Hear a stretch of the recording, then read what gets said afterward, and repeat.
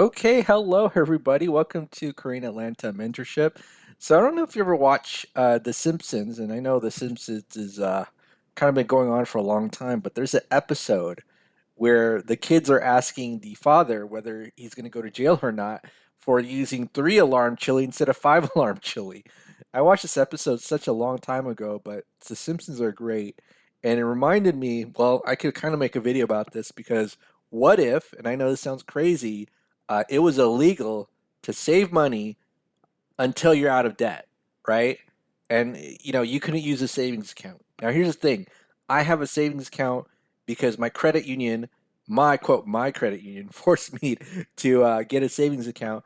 But we're gonna assume, hey, we're gonna stay away from that. In fact, I get a lot of comments. Well, not a lot, just a few comments here and there about, hey, I just can't get zero savings. Like it's so hard just because it's so culturally fixed in to my brain, right? So what we're gonna do is just do a quick review of velocity banking, and what we're gonna do is make sure that I'm gonna do this. Right, this is illegal, right? I think it'd be pretty crazy if this actually happened, right? Let me zoom in here. Savings illegal. Oh, actually, we'll take that out for now because it's not illegal. But this is what we're going to do. We're going to pay off our debt. And with the savings that we have, you'll hear a lot of financial advice saying, hey, you probably should have either $1,000 of savings or 3 to 6 months. We're going to make this into zero, right? We're going to make this into zero until our debt is paid off. So now let's review how we're going to pay off our debts, and we're going to do something called velocity banking to do it. And so, what is velocity banking?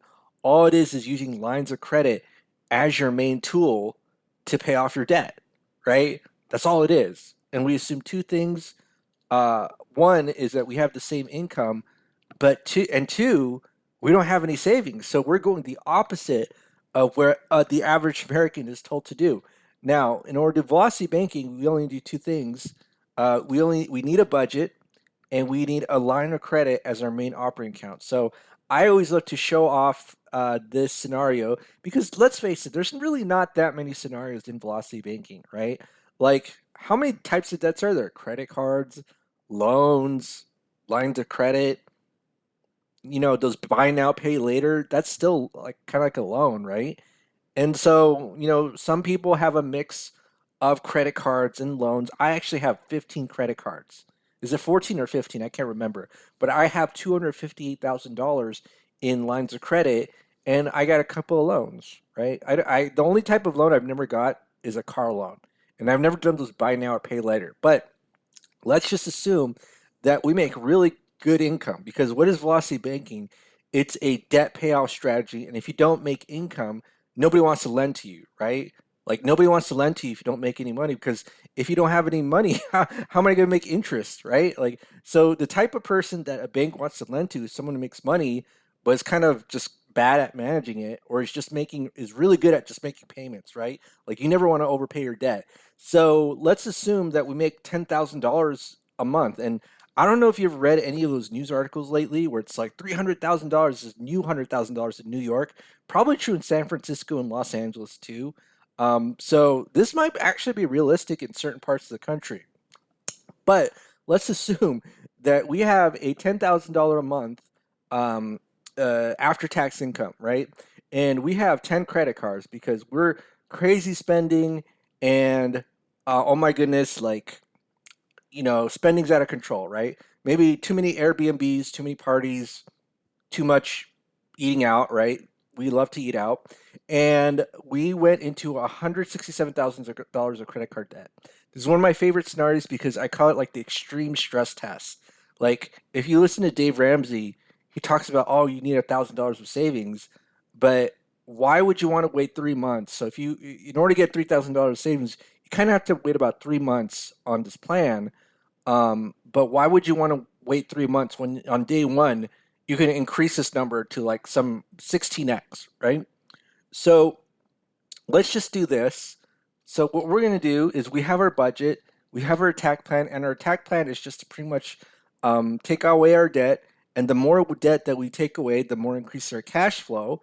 And what we're going to do is make our line of credit as our main operating account. So the only difference between the average American and the Velocity Banker is that the average American uses their checking account as their main operating account, or checking or savings, right? Whatever left over, go into savings, pay out of your checking account. Whereas with someone who does Velocity Banking, the main operating account is that line of credit. And let's just assume that we have a $200,000 line of credit available, right? We make good income. Maybe we bought at the right place at the right time. We have something called home equity. If you don't know what a home equity line of credit is, think of it as like a credit card based on the value of your home, right? Based on the value of your home, okay? But let's just assume we have a $200,000 home equity line of credit available for us to use at a 10% interest rate, okay? Now, again, so far these numbers look the same, okay? But let's just do a simple debt transfer, right? Let's just transfer all of these credit cards into that line of credit, okay? And so this is 167,000, 167,000, okay? And guess what happens here? Well, all this goes to zero. Zero, zero, zero, zero, zero, zero, zero, zero, zero, right? And the actual strategy is paycheck into line of credit. So this is the actual Velocity Banking strategy. Paycheck into line of credit, expenses out. So even though that has zero savings, that's okay because our balance is going to go down by our cash flow, which is our income minus expenses. Whoopsie, wrong place, because we need to still have zero savings. But it's our income minus our expenses. And now look at this. We went from 355 with that little itty bitty savings to $5,700 a month of cash flow, using it to pay off our debt. Is that crazy? Like, it's insane, right? And so here we were on the struggle bus. Here we were on the struggle bus, right? Because we used our checking account as our main operating account. Here we're riding that cash flow wave, right? Simply by step one, doing a debt transfer. And I'm just going to show you how to calculate this because, again, I do the same calculation every single time. And I'm so good at it because there's that Bruce Lee quote where he says, like, hey, I fear the man who does 10,000, who does not. So let me re-say this again. I do not fear the man who does 10,000 kicks once. I fear the man who does one kick 10,000 times, right? And if you just do this over and over again, you'll get it, okay? So now what we're going to do is get the next month's balance, which is the previous month's balance, the previous month's interest, minus our cash flow number here, okay? So let's go ahead and do that. So G2 plus H2 minus our cash flow number, which is 5701.35, okay? And then after every month, of course, we're going to need to calculate the interest. Interest is based on the average daily balance, so just use the average function right here. Multiply it by 0.1, right? 0.1, which is the 10% interest rate, and then divide by 12 to get the monthly interest, okay? So now what we've got to do is just copy and paste. Let's go ahead and copy and paste this, okay? And so as you can see, we paid off $167,000 of credit card debt, the debt that most people fear in 34 months. And if you just do a simple calculation, 34 months, that's less than 3 years, right? 167, in fact, $167,000 of debt in certain places is actually a mortgage, right? It's actually a mortgage, but we paid it off in less than 3 years. Oh my goodness. And look how easy that was. Now that we've maximized this cash flow number, then what we do is essentially use it to attack the mortgage if we want to, right? Like attacking the mortgage is pretty easy. So we could do one of two things. We could essentially put this from our savings account, like actually put it on our savings, and then transfer it directly into the mortgage. Now, I'm going to tell you that most of the financial institutions, they keep track of consumer behavior, right? They know you're not going to pay off a 30-year mortgage in 30 years. In fact, they know that that 30-year mortgage is probably going to turn to a 52-year mortgage. Why? After 5 to 7 years, you're going to get a letter in the mail saying, hey, wouldn't you like a lower monthly payment? you refinance, right? And the reason why we do that is because we're afraid to put our money, our extra money in mortgage. And the main reason why we're afraid to do that is because if we put this extra cash in that mortgage, we can't pull it out. And then there's another thing that I'm not going to talk about too much in this video called segregation of income. The reason why we have it find it hard to manage our cash flow, especially when we're in scenario number one, is that we engage in something called segregation of income, where our income comes in, and our income is split into many different places, right? It's split into many different places, and we're just making minimum payments. That's what happens when you introduce an extra payment, which is why we like to put our money into one place. Hopefully that makes sense. If it doesn't, just totally ignore what I said. All right, so now let's go ahead and do this, right? So let's figure out what the mortgage would be, and let's just kind of get the milestone of when it was of 34 months, right? 34 months to pay off 167K. I think it's 167. Yep. So let's go ahead and write this down. Look how easy that was. Oh my goodness, we paid this off in about under 3 years, right? And then now we got to figure out what the mortgage balance is, right? So mortgage balance at 34 months. And so let's just use the loan amortization calculator from calculator.net and just simply fill in the options of a $300,000 home. We're getting a little bit fancy now because I always like to use $200,000. Well, technically, this isn't $300,000 home. This is the loan amount, which is usually 80%, unless it's a VA or something, one of those government loans, FHA, low down payment. All right, so now let's go ahead and do this and see what the interest rate is, 6%, okay? And so this is the monthly payment, and after 34 months, what's the balance? So let's take a look here. So 34 months, it's going to be $288,000, right? So whoopsie, what happened to my screen? It went a little bit crazy. So now, after paying 34 months diligently, what is that, 12K of principal paid off? And look, how much interest do we pay, right? So look at all this. So like 1,500, 1,400, all this interest, and very little of the principal was paid off. Isn't that crazy? Like, this is the bank's profit right here. All right, so now, here's the thing. I actually have what I call a poor man's version of velocity banking when it comes to amortized debt. And then the rich man's quote rich man's version is this velocity banking calculator. But I show this calculator off in a lot of other YouTube videos. But if you don't have it, and here's the thing, it's only for Renata students. So Renata is like an educational company where I learned velocity banking from. And full disclosure, I actually sell their education and make commission off of it. They call us independent contracted marketers. Now, if you don't have access to the calculator, we can kind of do a poor man's version of the debt payoff.